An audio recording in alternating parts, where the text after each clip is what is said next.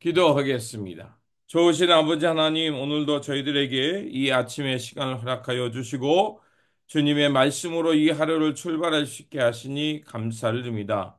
오늘도 우리에게 주신 말씀 붙들고 하나님께서 이끌어 가시는 선한 역사, 생명 살림의 역사를 기억하며 살게 하여 주시고 무엇보다도 세상의 약육 강식의 방식이 아니라 하나님 나라의 방식으로 섬기고 돌보며 살아가는 그 삶의 방식을 택하며 주님의 길을 걷는 우리 모두가 되게 하여 주옵소서.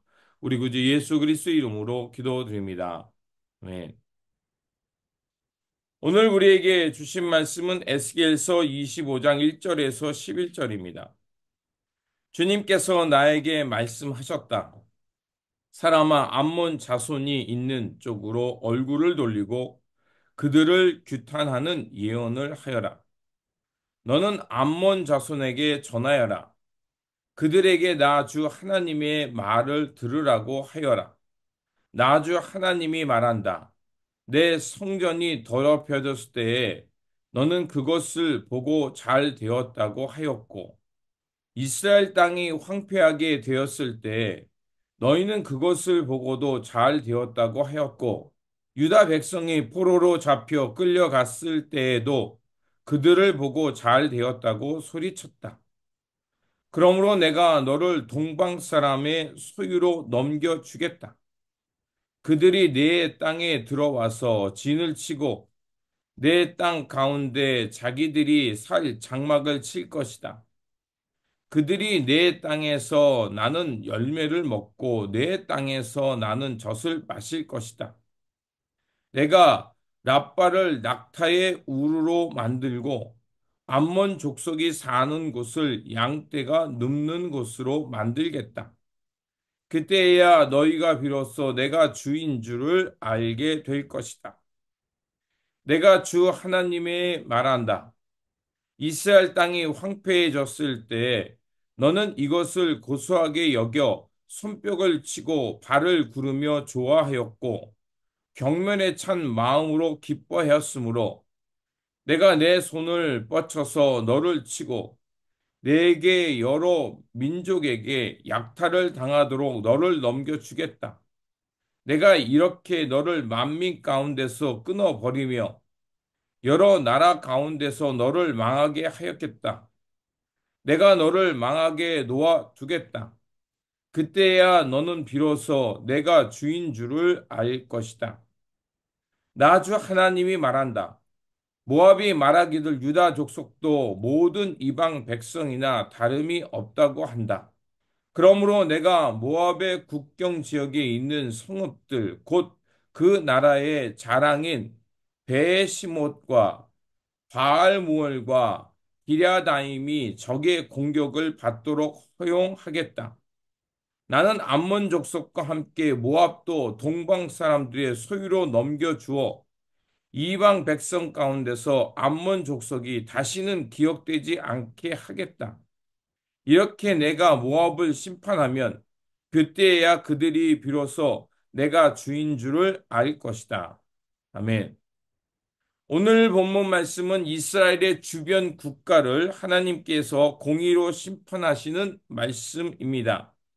25장부터 32장까지는 이스라엘 주변 나라에 대한 심판의 예언의 말씀이 나옵니다.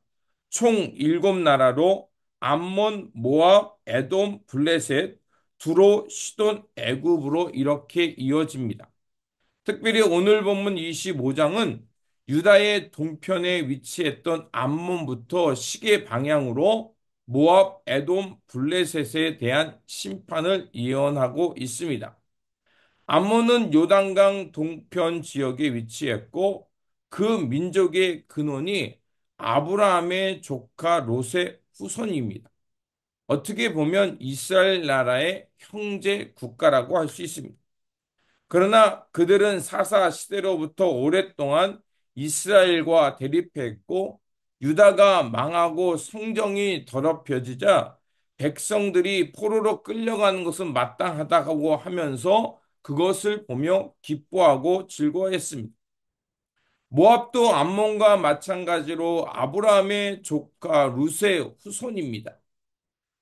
그래서 그들도 형제 나라였음에도 불구하고 늘 이스라엘과 적대적인 관계를 맺으며 유다보다 먼저 바벨론의 통치권 안에 들어갔지만 모압은 여호와김이 바벨론을 배반하자 바벨론을 도와 유다를 침공하기도 했고 유다가 여호와의 하나님의 백성임을 알면서도 그 멸망을 지켜보면서 저들도 똑같이 이방 나라나 다름없다라고 조롱했습니다. 에돔은 이삭의 아들 에서의 후손으로 유다가 힘이 약해지기를 호시탐탐 노리다가 유다가 힘이 약해지면 습격하고 원수들이 멸망당하는 것을 보아서 그 유다를 멸망하도록 또 그 일에 함께 했습니다. 형제라는 이름을 가졌으나 오히려 남보다 못한 관계를 맺었던 것입니다. 블레셋은 해양 민족으로 그 사사 시대부터 왕정 초기까지 끊임없이 이스라엘을 괴롭혔던 민족입니다. 블레셋의 계속된 위협은 결국 이스라엘이 왕정 국가로 가는 길에 기초를 놓기도 했고 사울 시대를 거쳐 다윗 때 블레셋이 정복되었습니다. 그러나 이스라엘이 분열되자 그 이스라엘의 약함을 이용해서 블레셋은 끊임없이 힘을 키웠고 요호람, 아하스, 히스기야의 통치 때 그 남유다와 북이스라엘 끊임없이 갈등의 관계를 맺었고 그리고 그 에돔과 같이 그 이스라엘을 끊임없이 괴롭히며 멸시당할 때 그들이 이것은 우리의 원수 갚을 때라라고 하면서 그 유다의 파괴를 기뻐했습니다. 이렇게 주변 나라의 내 국가에 대해서 하나님이 그들의 그 삶을 심판하고 있습니다. 이들 나라의 공통점은 유다가 불행에 처했을 때 조롱하고 또 그들의 원한을 품고 폭력으로 그들의 원한을 표현했던 것입니다. 이러한 이유로 결국 그 나라들도 하나님의 공의의 심판에서 벗어날 수 없었고 또 하나님은 그들을 공의로 심판함을 통해서 그 이스라엘뿐만 아니라 주변 국가의 하나님임을 또 그 주변 국가를 다스리는 하나님임을 드러내는 것입니다. 그래서 이것을 몇 가지로 요약할 수 있습니다. 첫 번째로 하나님은 이 모든 나라의 주권을 행하시는 분임을 말하고 있습니다. 이스라엘뿐만 아니라 모든 주변 국가에서도 하나님은 공의로 심판하신다는 것입니다. 그래서 에스겔에서 자주 반복되는 단어가 그때야 그들은 비로소 내가 주인 줄 알 것이다. 이런 말을 계속함을 통해서 주변 나라들도 하나님의 통치 아래 있음을 말하는 것입니다. 두 번째로 주변 나라들이 멸망 소식을 들었을 때 그 이스라엘의 패망을 가지고서 그들은 조롱하면서 뭐라고 말하냐면 우리가 우리 신이 하나님보다 더 위대하다라고 생각했던 겁니다. 하지만 하나님은 그 다른 강대국 혹은 그 주변 나라들에게 그 그들보다 약한 것이 아니라 하나님은 그 이스라엘 땅을 통해서 지금 그 주변 나라들이 심판함을 통해서 지금 무엇이 하나님의 의이며 하나님의 뜻이 무엇인가를 그 심판받고 있는 이스라엘 백성들에게 전하는 것이었습니다. 주변 나라를 심판함을 통해서 하나님은 지금 어떤 하나님인가를 드러내고 있는 것입니다. 세 번째로 이 메시지들은 그 이스라엘 중심의 민족주의를 부추기는 것이 아니라 하나님은 모든 나라를 관찰하고 계시고 그들에게 의가 있기를 원하신다는 것입니다.